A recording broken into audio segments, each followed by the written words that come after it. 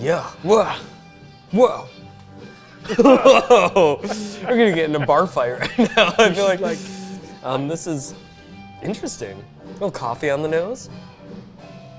Yeah, maybe that's chicory. I feel like. I don't know. I don't know what's in this at all. It's good. Good's a word.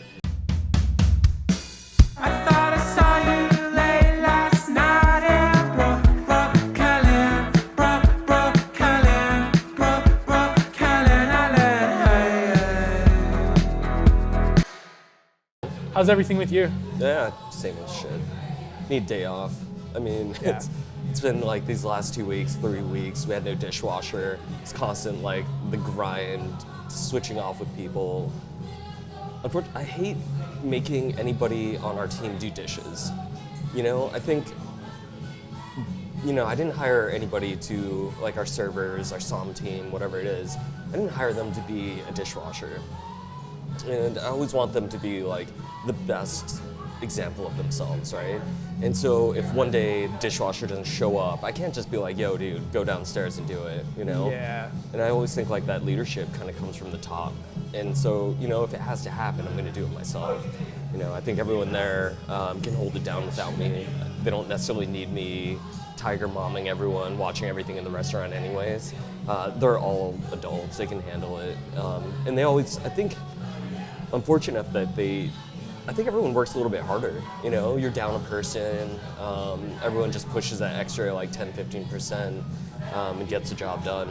And something I'm really proud of the team for. But the last like 2 or 3 weeks, man, I've been, hands are all pruny. I'm like, you know, doing dishes. And you just don't have any porters? Yeah, guy got shit canned, and unfortunately we haven't found the right one. Another guy stepped into place and like dipped out after a week, and it was just like, this is way too much. And I totally get it, man. Yeah. I'm like, after a couple days, my back starts hurting. I'm like, this is not for old men.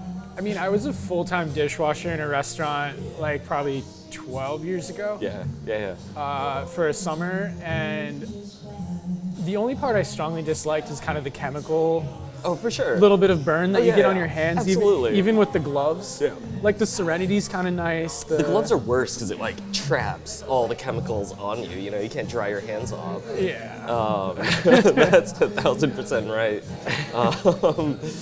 Where was that at? That was in Minnesota. Minnesota. Yeah, right by Lake Calhoun, like close to downtown Minneapolis. Yeah. And it was actually a pretty cool job. My brother worked there. I had just moved back from Kansas to Minneapolis. I was like totally between jobs and had no skill set. It's like, you know, let me be a dishwasher. No college education, like no prospects for the future. And it was just a summer job at like a super trendy spot. Yeah. And there were big windows in the place so you could see everybody like, everything running past you outside like in the summer. And so it was always like interesting. There was a line of people, probably 100 people deep. Whoa. At any time. It was a little Minnesota. A little taco Is that stand. many people in Minnesota? Yeah. Holy cow. All right. Little taco stand restaurant. And so when I wasn't peeling potatoes and washing dishes, they eventually put me on the line as like a short order, like cook. Oh yeah. And it was just all day long, like old school slinging tickets, diner style. Everything was shorthand. That's generally how it happens, right? Somebody doesn't show up. It's like, you get in there. And I was wondering, like, if you started there at a dishwasher, most normal dishwashers don't progress to becoming a sommelier in life. Well, at that point, I had worked at a wine store for a little while, and they had a very small amount of wines on their list. Yeah. So they actually paid me to like rework it. Okay. And I just picked everything, and then we just let it run for the summer. Yeah. But I found things that they just had no idea. They're like, oh, tacos, what do we serve with that? Word. So just crisp whites and easy, crisp whites, you know, beer, savory whatever. light reds. You know. No, there's not really like a wine culture in Minnesota, so that's like why I had to escape, basically, you know. Sure. But, Yo, did you see that Hidden Valley Ranch ice cream that Van Leeuwen's pumped out? Yeah. I was so sad. I love it. Ranch is a mother sauce to me, right? All right, so hear me out. Here's what you have to do. Whoever your biggest wine sales rep is, you need to get in front of them and say, I need Hidden Valley Ranch ice cream, and make them go get it for you. To buy their products, right? all right, I'm not gonna buy any more cases until you find me Hidden Valley Ranch ice cream. Because here's what happened. I wanted to go to Waffle House. Sure, And there's none in this area. The closest Waffle House was Bethlehem, Pennsylvania. Pennsylvania. So I reached out to my wine sales reps and I was like, who wants to drive me to Bethlehem, Pennsylvania? And within half a day, I had a response and he was like, I have some appointments that morning, but let me move them around and I'll make sure that we get you to Bethlehem. They just want to be in a car with you that close and pitch you all of their things. It's like, so what do you think about a like half case drop on this? Just testing waters. We just got this brand new Beaujolais in. I want you to try this. I asked if Waffle House had corkage. Turns out they don't, so we had to drink champagne in the parking lot. But bathroom breaks, you know. Yeah. We used to do that. Like take a flask into like a bar, right, and then like go take shifties in the bathroom. You know. Yeah. I don't think back in Arizona we were doing like Coke. You know, like Coke wasn't even cool back then. You know, it was just like, hey, let's smuggle booze into the bar because we're such cheap asses. And it's just like chug out of like a flask. I walked into the bar one time, one of my favorite places in Tucson, Arizona. It was Shay's Lounge. And, you know, every single time I'd come in there, we knew everyone there. Our whole friend group would show up from like 10 to 11 at night. And if you weren't there, we were just like, yo, it's like Ryan all right? Is he okay today? You know, everyone was there every single night. And, you know, so we'd always be friendly with the barkeeps and all that. So one time I buy a round for everyone, and I'm like, hey, you know, the guy at the bar, I forget his name now, but bought him a shot, and he pours out Chartreuse, green Chartreuse, and I've never had Chartreuse before, right? This you can tell this is like early ages of drinking, so I was like, what is Chartreuse? You know, he pours it for the other bartender too. We all get shots of Jameson. And I don't know if it was just like the most expensive thing at the bar or whatever it was, but we cheers, we take it, and I'm like, what was that? He's like, oh man, it's green Chartreuse. So I was like, what is it like? He's like, it's not for you. And I'm like, what do you mean it's not for me? He's like, it's some like really evil shit, man. You shouldn't be drinking this stuff. And I was like, oh, okay, I'll hold off, right? And then years forward, I'm like, oh, I love Chartreuse, right? So I have a Chartreuse story for you. What do you got? I wrote out the Chartreuse story. I visited the distillery. No way. In 2014. Cool. When I was like just driving around France in a borrowed car. And it was like very inclement weather. It was like kind of snowy, mountain roads type situation. And it's not like I had really drank that much, but I was going down the hill in this tiny little, like the closest equivalent would be smart car. Sure. It's like a Citroën. Yep. Purple, two-door, tiny car that was from the early 1990s. Oh my gosh. They wouldn't even sell them in the US. They would be like considered a clown car or like illegal. And I was going down this mountain to like the northern Rhone Valley kind of area. Yeah. And the brakes completely seized up on the car. Oh shit. So in very, very, very slow motion, I slid down this like hilly portion up onto an embankment. Yeah. And then very gently like tipped over upside down in the car. And I was upside down on the side of the road. And like there was a police car 2 cars behind me, so they came right up. No glass broke, nothing. Yeah. I was just upside down in the car. And they car. just pushed you over and just like sent you on their way. Yeah, so they pushed the car over, they got a tow truck. Yeah. And the whole thing was totaled. Like I totaled the car after visiting the 1990s, like Citroën. Like. The Chartreuse distillery. Yeah. You got there though. And I had to rent a car for like the remaining almost 2 months of my trip. Yo, I'm curious what you brought for wine. If you brought like Bougie Sardon, I would crush. I would ask for a straw, and I would chug straight out of that bottle. I wish I should have. No, I actually have just very cheap bottles in my bag. But if you want, we can drink something. I love that. It's like, we're in Williamsburg. What kind of corkage should we bring? Not some bougie ass shit. Honestly, if I'd even thought about it, I would have totally brought some wine, but. Just take it to the bathroom and just like, if you leave it in the bathroom, I'll go in there and like finish off the rest of the bottle. I don't know if that's kosher. I don't know if that's cool.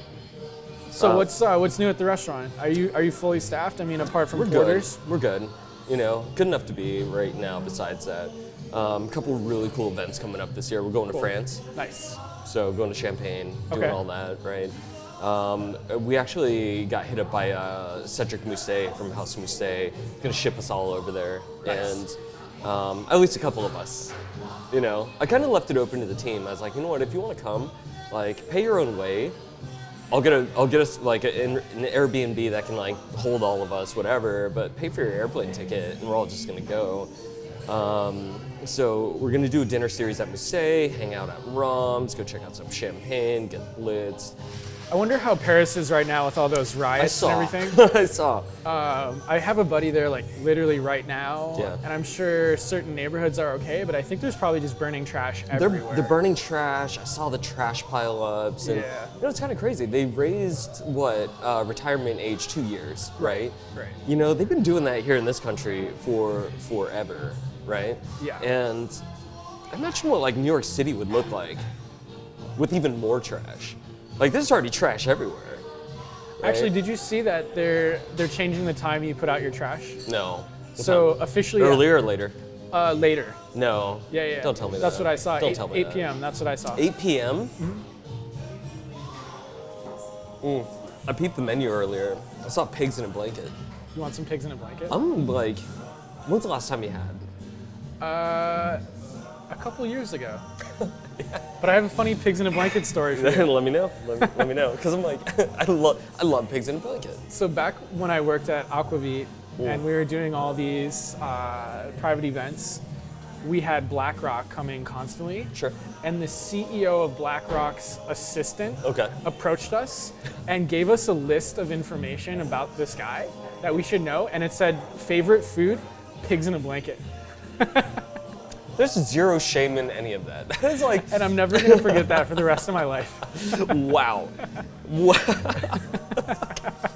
Are there any criticisms for pig in a blanket?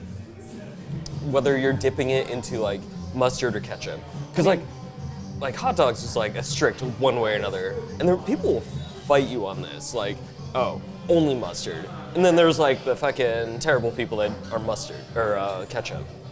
Mustard is the best condiment. Sure. I think like it goes Wait, without saying. you calm down, because ranch was already discussed earlier. No, I mean, I would never dip it ranch. Well, I'm not gonna say never, but I'm gonna say I would go mustard for sure. ranch for me will always be like an ironic food because I grew up with like huge bottles of the Hidden Valley Sure. Ranch, and I haven't really had ranch in a long time, and I'm okay with that. Like if I'm given the option ranch or blue cheese, I'm Sure. going blue cheese 100%. Oh, really? You bougie? Because you're wearing the like nice coat and everything, right? Let's take the coat off, order some ranch, and you're gonna feel way better about yourself. But I think, like, the end all was always like the Hidden Valley packets of ranch, and then you mix Yeah. them into like sour cream. You get kind of filthy with it, add some mayonnaise to it, which you don't need to do. But if you're a fat ass, like, for sure. And it's so good. It's like the think- king of ranch. At the end of the day, ranch is just buttermilk and dill, right? Creme fraiche, sour cream. I'm gonna have to pop a Google for this. I feel like Is that- that's all that it really is. I don't know. It's creamy white sauce. I think it's buttermilk and dill are the two defining. But there are non-buttermilk ranches, right? Yes.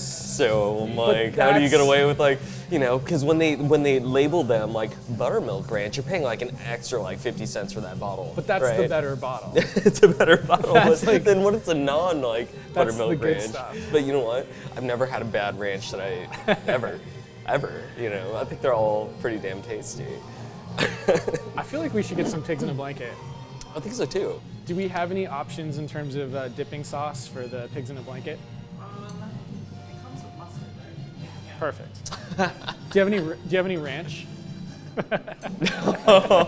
Hard no on the ranch. That was like a disgust look. He was not having it. Nope. Hey, I like a cool ranch. cool. Oh, wait, Doritos Cool Ranch? Is that your thing? I like a cool ranch. Good. Cool Ranch, Crunchwrap, Supreme. Are you kidding? I feel like everyone has a Taco Bell order. Everyone does. That's. For the longest time, I thought I hated Taco Bell, Oh. and it was because my friend was ordering gross stuff from Taco Bell, like hungover, and it's just like flavorless gush. And then they discovered the Crunchwrap. The Crunchwrap Supreme. Yeah. You gotta pay the little extra for the Supreme. Doritos crunch. It's worth it. Hey, there's no other choice. I mean, I think on that premise again, everyone has a Taco Bell order, right? And there's no shame. So what's your order? Oh, I'm classic, right? Because I grew up on like the classic like hard and soft shell tacos, like no fancy, right? And that's like, I could crush like a 12 pack of that. Like, don't look at me, don't talk to me. I'm gonna turn off the lights and just like turn on Netflix. So this is Camo's. Camo's? Yeah, have you had it? No, that's super good. This is from House of Moussé, which is actually just this one guy named Eric Seed who lives in Edina, Minnesota, which is the city that I grew up in. And he runs the company out of his house. This is Minnesota vermouth? Well, it's a French vermouth. Okay. But it's nationally imported through this one guy in coincidentally the exact same town that I grew up. House of Moussé is the company. I'm sure you know them. Yeah, they do Dolan and all that stuff. Yeah. So Camo's is, if I'm not mistaken, the official vermouth you're supposed to use in a Presidente cocktail. Oh, which I love a Presidente. Don't quote me on that, but I'm pretty sure that's what it's supposed to be. Yeah. So. I love Presidente. I love the beer more, but I love proper Presidente. You know? There's a little bit more, I think, of this kind of quinine bitterness going on to it. It's interesting. Never had that before. But you know what? As a vermouth person, I'm labeling myself as a vermouth person these days. It's fucking delicious. You're really old now. Yeah, I know. I feel like it, right? It's like 3% ABV. You know, like after the seltzer and the ice melts in there, I'm sitting here like, yeah, I could crush these. You know. You ever play Pétanque? No. What is it? Like it's that southern French game where you throw the metal balls at the little like marker ball, which is a little wooden. Is this like bocce? Yeah, bocce. Okay. Yeah, sorry, it's literally bocce. They call it Pétanque. Okay. Yeah. You drink a pastis in the Cote d'Azur. You play some Pétanque. Cote d'Azur. Yeah. Jeez, talk dirty, man. Man, that is fancy living. You need Oh, mustard, this is amazing. Oh, no, perfect. This is. Oh, beautiful. Oh my God. It smells good. This is perfect. This is the near perfect food here. Oh, there's some cornichons. Cornichons, grain mustard too, which I was actually thinking just like straight up French is yellow.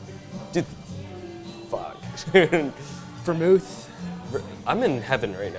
There was a place, I think one of the oldest bars in Arizona ever, right? Yeah. And I remember the bartender, they used to serve dollar hot dogs. And she would just like raw dog that. She would like straight up grab a hot dog off the like little rotating thing, just like put it in there while she was making soda, like drinks, cashing people out, touching money, doing all this shit. Oh my She would just God. like raw dog it and just like, here's your hot dog. And you're like, that's why it's $1. You know? That's ridiculous. Yeah, but goddamn good as well. So last week, I had a great week at work. Oh. Yeah. Oh, you're good. I thought it was a crumb. And Mr. Benjamin Button. I sold $35,000 worth of wine to Jesus. one table, Jesus. which is my personal record. 35,000 to one table. Yeah, How for big- lunch. How big was the table? 9 people. Okay. But Jesus. Yeah. Okay. I was very excited about Awesome. How was that? that. It was cool. Were they just saying like, bring it? Yeah, they were celebrating a huge deal that they had just closed, which I didn't go back and look, but it's a company you could Google and find out Sure. what happened. I'm not even exactly sure. They wouldn't tell me, but they're Yeah. they're regulars of mine. Whoa. They come every 3 months or so, and usually they'll spend around $12,000, $18,000 for lunch on a Friday type situation. And this was like the biggest ever, 30 that I've seen. Whoa. 35,000 just in wine, bunch of caviar. Sure. So it's $42,000 check. Yo. They tipped 10 grand. It's like it was a whole. Jesus.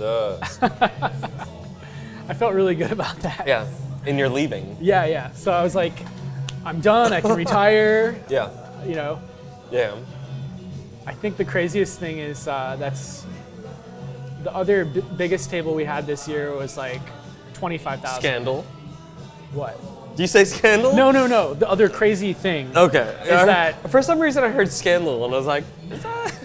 My second biggest table was like 25,000 this year. Sure. So I'm like, that's pretty good. Those are huge. Those are massive. Big numbers. Those are great. What are they buying? They're just like, give me all your DRC. Give me all your. Yeah, like, one of them was DRC, Sure. and then the other is a lot of very fancy Napa stuff and Barolo. Like it was 2 bottles Aldo Conterno Gran Busia 2010, then 2 bottles of Ridge Montebello 2006, Ridge. and then a side by side of Chateau Palmer, Chateau Mouton Rothschild, and Chateau Petrus 2000 Okay. vintage. Yeah. Side by side by side. Rothschild Chartreuse. Okay. Yeah. Sick. Okay. And then finish with 2 bottles of Colgan 9 Estate 2018. They drank this all. Yeah, they drank all of it. 9 people. Plus cocktails. By the end, it was scotch. Word. Yeah. You should have been like their private somm. You should be I was their private somm. No, but like leaving the job, you should be like, yo, do you guys need like a somm to come with you? Oh, I got their business cards. Yeah. Nice. Yeah. We're going to be in contact. Nice. All right. For sure. Let me know when they can come into my place. Right? Oh my gosh. I imagine what it's like to have that kind of like wealth. That's not money. That's like straight wealth in Yeah. life, right? I have no idea. I'm like, I couldn't imagine. That is just like, you know, that's my rent for like 3 years. Like yeah. just for lunch. It's crazy.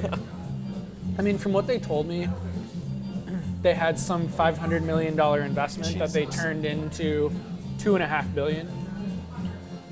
Like, they're not hurting for money. Where did I go wrong? Like, what did I do? You didn't do anything wrong. in my I mean- past life that I'm just like, I mean, what did these people do wrong, you know? well, I think they're doing it wrong right now, probably in some sort of way or fashion. But damn, jeez Louise. Yeah. It's wild.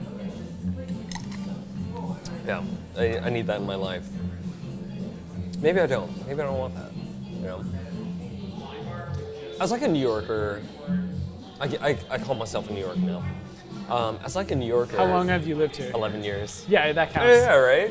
I've been waiting for like my key to the city or like my little like badge, whatever that I can wear, my ID that says like official New Yorker. I'm at 7 years. 7 I years? feel good about that. Oh, I will. You're an honorary member. I'll give you an honorary member. I think 8 is the cutoff where you're just full-fledged. 10 is what most people say.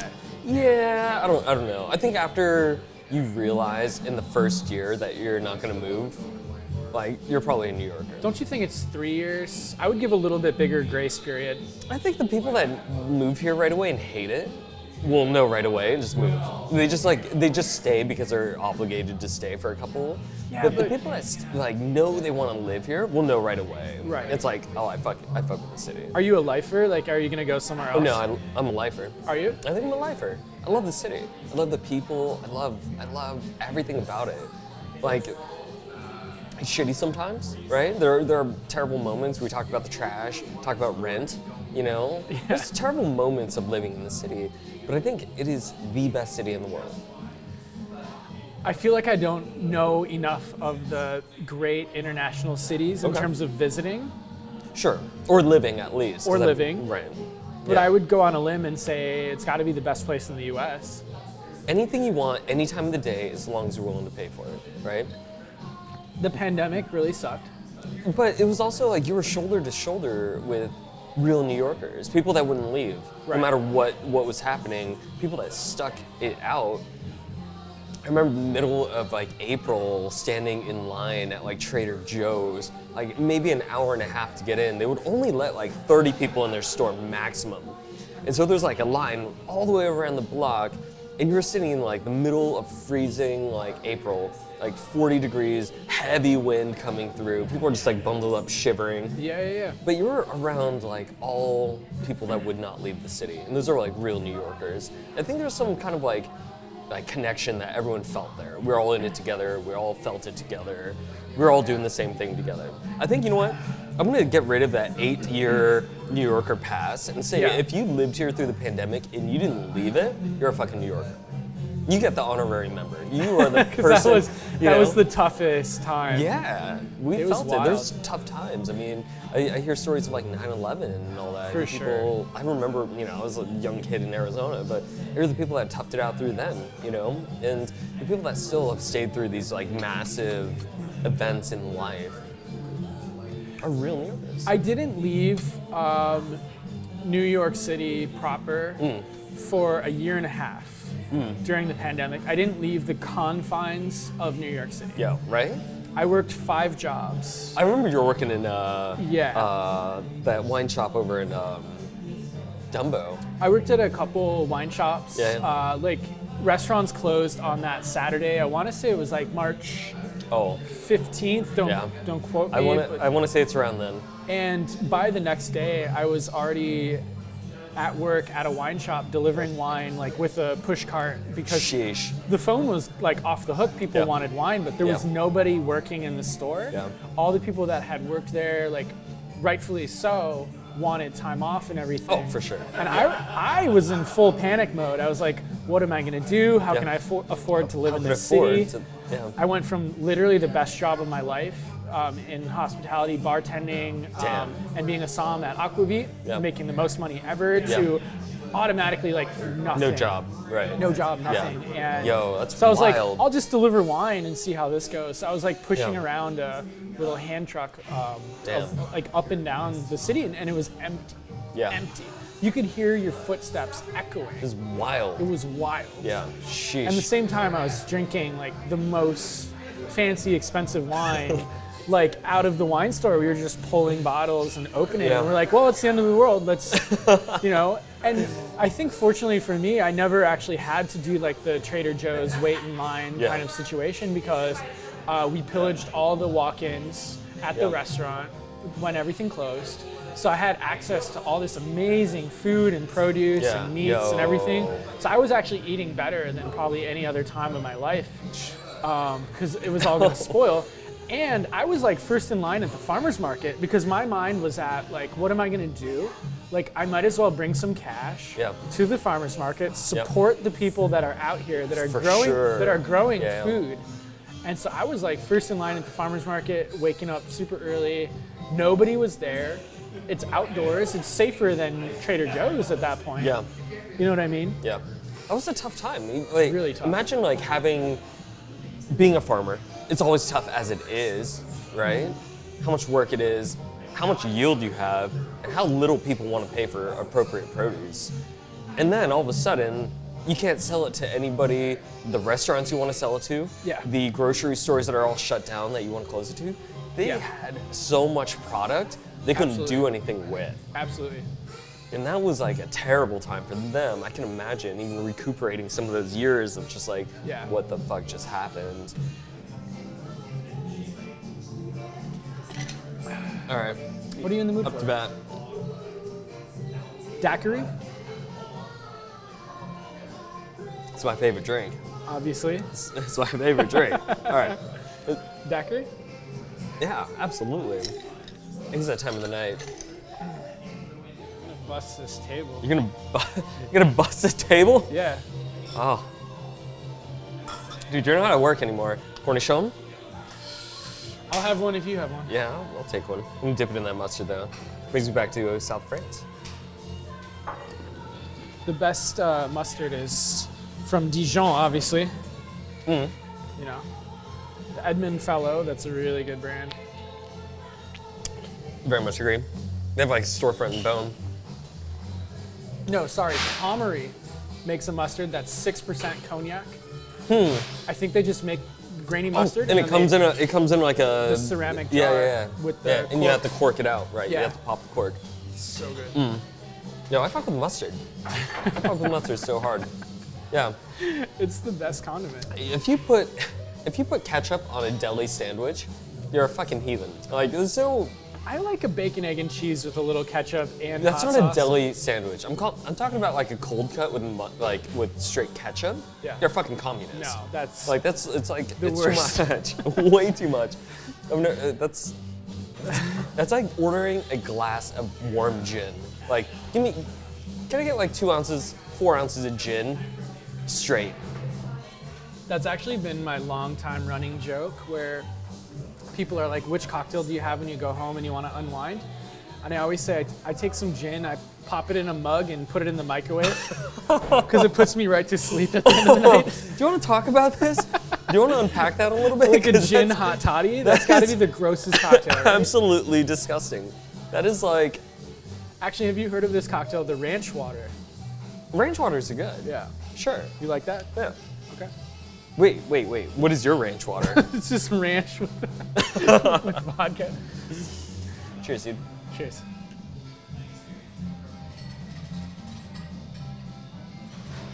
It's JM Rum Agricole. Agricole. Yeah. Yeah. Which has like a very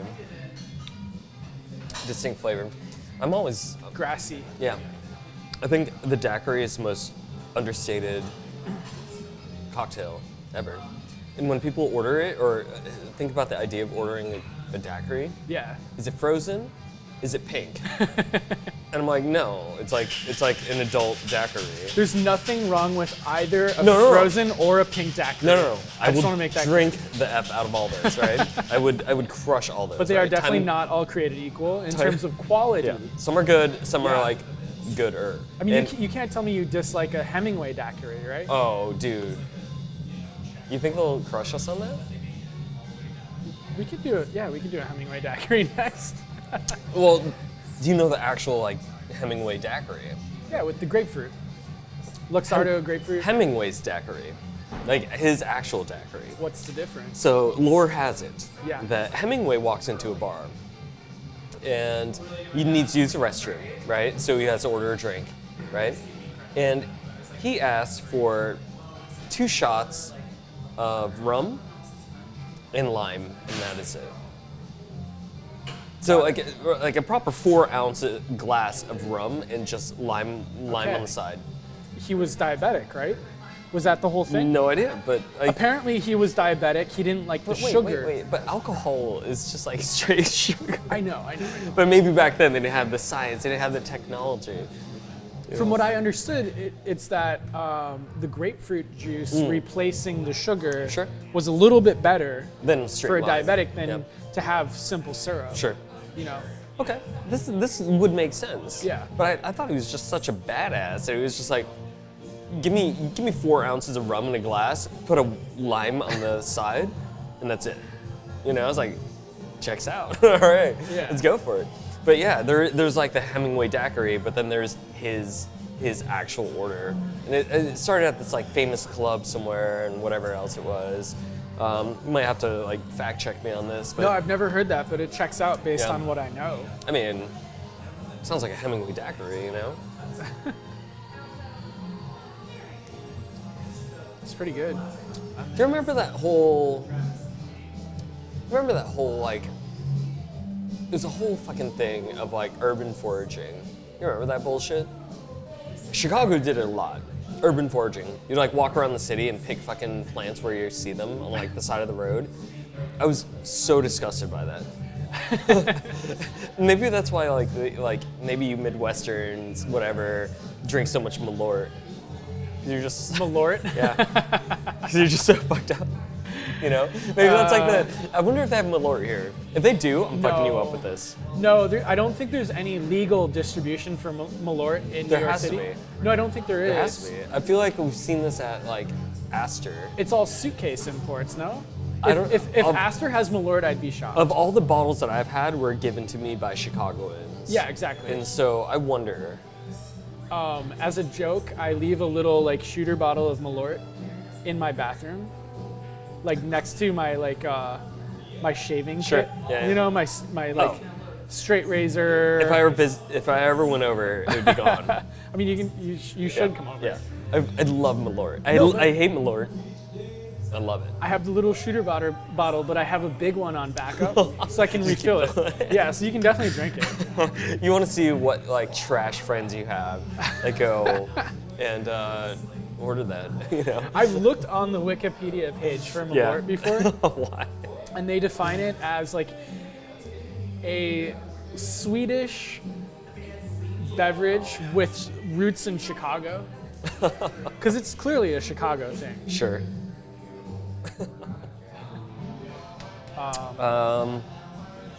Appalachian Fernet. Really? Yeah. Appalachian or Appalachian? Appalachia. Appalachia. If you're- Appalachia. Right? Appalachia. Appalachia. Right? Do you think they're using like sassafras? I can see something like that. I can see like chicories in here. I can see like Chicory sassafras? I can see that spearmint in there. Yeah. Whoa. Whoa. Whoa. We're gonna get in a bar fight right now. I feel like look at the room. See who. No, we would not win. There's no one we're gonna beat up here. We're gonna get beat up ourselves. This is interesting. A little coffee on the nose. Yeah, maybe Oh. that's chicory, I feel like. I don't know. I don't know what's in this at all. Oh. Wow. It's good. Good's a word. In French, there's this word, torréfaction. Torréfaction. Yeah, torréfaction, which is like Faction. Yeah. torréfaction, which is tangentially related to the Maillard reaction, like the caramelization of sugar. Yeah.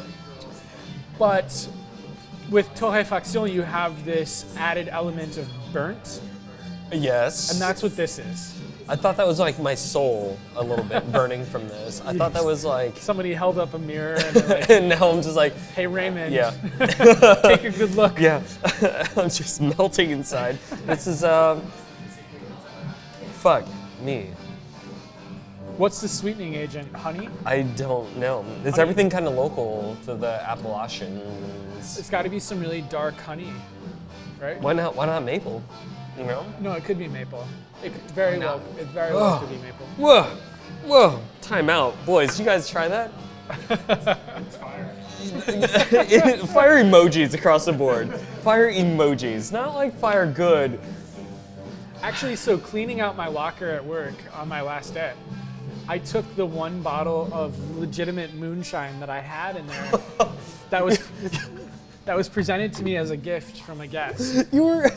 Oh, I thought you were making moonshine in your locker. I was like, no. When that I lived in Kansas, we did some home distillation. Some Sure. friends and Yeah. some friends and I.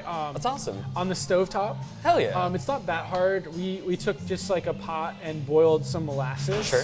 And we took like a copper wire Yeah. type situation that went down like this. Sure. And all we did our all own the our own pressure and. distillation, but with like probably the most rudimentary still that you've ever seen. But obviously the challenge is that if you don't cut the heads and the tails, you will go blind. That's the thing. That's a thing. That's the thing. Yeah. So we had to make sure that we were like extremely careful with that. First of all, wait, let's dial it back because you're telling me that you're just like basically ghetto rigging this We did to like ghetto rig it, to yeah. just like do this shit in a home Yeah. fucking house, and I imagine like a New York apartment where it's just like Right. you know, and then all of a sudden we have to cut the heads and tails, and now we have to make sure that we're not going to go blind. Have you tried this? Clearly, you can see me. Wait. Have you ever taken an electric stove and 2 knives, put like a piece of weed between Resin, them? sure. Yeah. Right, yeah, before. And then put it on there. Knife and then, hits. Yeah. And then knife like hits. Yeah. sucked it through a straw. Sure. It's the same, but with distillation. Those are two vastly different things. Those are two fully different things in life. It's not that different. They are so It's the different. same time of my life. Same time of your life, right? But weed has never, I don't think, proven to like make somebody blind. No, that's true. It's way safer. And moonshine is Yeah. it's a full thing, right? Yeah, I think we just got molasses at like the Whole Foods or something. I'll cheers to that. You have not jumped in there enough to Appalachia.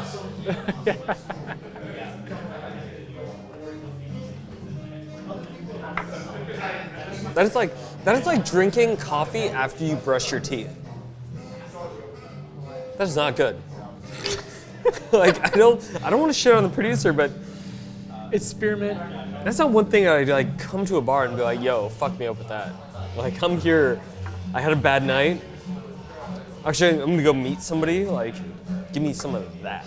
That is fucked up. I just had a drink with a friend of mine before I came here. Yeah. Somebody I hadn't seen in a long time. Sure. and he was going on a first date, and we just went out for a casual drink, and he brought a toothbrush with him.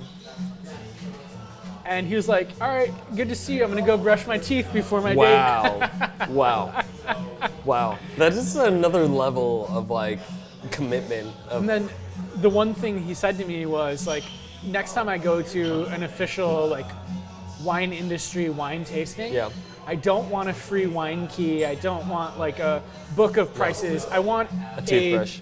Toothbrush. Yeah.